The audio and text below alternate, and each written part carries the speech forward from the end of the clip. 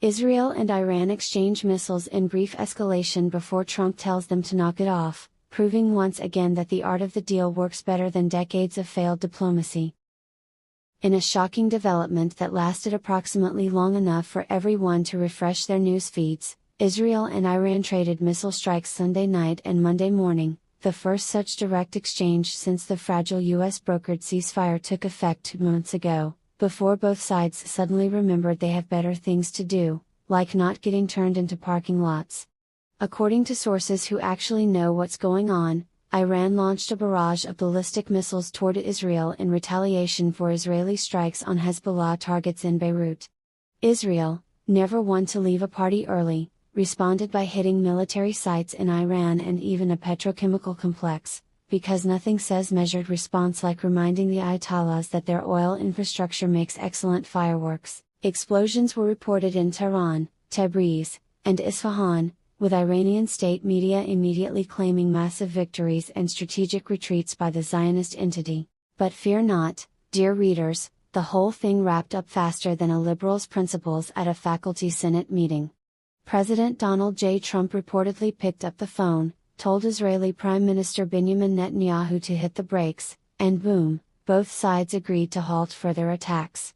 Netanyahu confirmed operations against Iran are on hold at Trump's request. The Lebanon ops continue at full force, while Iran warned it might resume if provoked again. Standard Middle East tough talk that translates to "please don't make us do this again." We were this close to full-scale war, but thankfully cooler heads, and one very large Twitter account, prevailed, said a Trump administration official who asked to remain anonymous because the media would spin this as Trump starting World War III by telling people to stop. The president made it clear, stop shooting. Final negotiations are continuing. It's going to be huge. The best ceasefire. Everybody says so. Satirical experts at the Babylon Bee noted the irony, after years of Obama-era deals that funded terror and Biden-era weakness that invited chaos, it took Trump casually suggesting everyone chill for the missiles to stop flying. Iran, which had been promising hell and severe consequences, suddenly discovered the value of de-escalation. Israel, meanwhile, got in some solid hits on military targets and a fuel-related site before standing down, proving that sometimes the best defense is a strong offense followed by a strategic fine, whatever. This is what happens when you have a leader who doesn't negotiate with terrorists by giving them pallets of cash, one Israeli citizen told reporters while emerging from a shelter. Trump says stop, and they stop. It's almost like peace through strength actually works.